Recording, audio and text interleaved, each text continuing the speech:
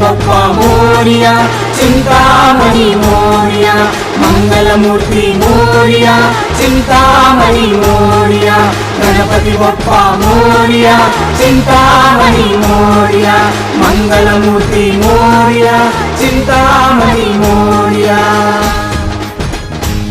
వచ్చింది గణేశుని రథము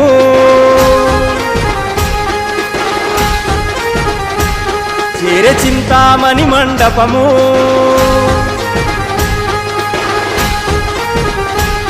వచ్చింది గణేశుని రథము చేరే చింతామణి మండపము